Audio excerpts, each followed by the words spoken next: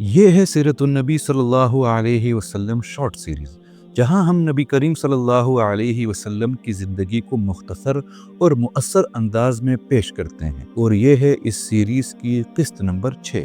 ابو بکر صدیق رضی اللہ تعالی عنہ کو کھلے عام اسلام دعوت دینے پر بری طرح مارا گیا، حتیٰ کہ بے ہوش ہو گئے۔ ہوش میں آتے ہی پوچھا، کیا نبی کریم صلی اللہ علیہ وسلم خیریت سے ہیں؟ جب تک آپ صلی اللہ علیہ وسلم کو خود نہ دیکھ لیا، کھانے پینے سے انکار کر دیا۔ قریش نے نبی کریم صلی اللہ علیہ وسلم کو تکلیف دینے کا ہر حربہ آزمایا۔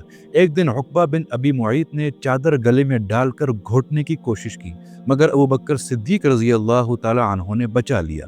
ابو جہل سب سے بڑا دشمن تھا، لوگوں کو آپ کی بے عزتی پر اکساتا، مگر اللہ ہر بار اپنے نبی کی حفاظت فرماتے۔ یہ ظلم و ستم صحابہ کرام کے ایمان کو متزلزل نہ کر سکا، بلکہ ان کی استقامت تاریخ میں سنہرے حروف میں رقم ہو گئی۔ نبی کریم صلی اللہ علیہ وسلم اپنی دعوتی مصروفیات کے باوجود گھریلو ذمہ داریوں سے غافل نہ تھے۔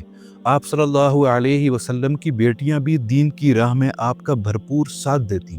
زینب رضی اللہ تعالی عنہا ہمیشہ آپ کی خبرگیری کرتی اور کافروں کی ایذا رسانیوں کے بعد آپ صلی اللہ علیہ وسلم کی دلجوئی کیا کرتی تھی۔ ایک دن مشرکین نے آپ صلی اللہ علیہ وسلم کو گلیوں میں ستایا، چہرہ مبارک خاک آلودہ کر دیا۔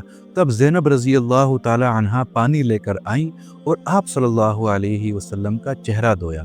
اسی طرح فاطمہ رضی اللہ تعالی عنہا بھی بچپن سے اپنے والد کا دفاع کرتی رہیں۔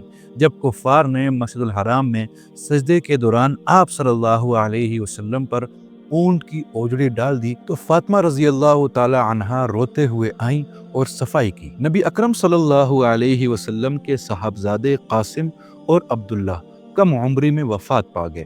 کفار طعنہ دینے لگے کہ محمد ابتر ہو گئے، یعنی نسل ختم ہو گئی، جس پر اللہ جل شانہ نے سورۃ الکوثر نازل فرمائی کہ اے نبی، بے شک آپ کا دشمن ہی بے نام و نشان رہے گا۔ یہ آزمائش کا وقت تھا، مگر نبی کریم صلی اللہ علیہ وسلم اور صحابہ کرام استقامت کے ساتھ دین کی دعوت دیتے رہے۔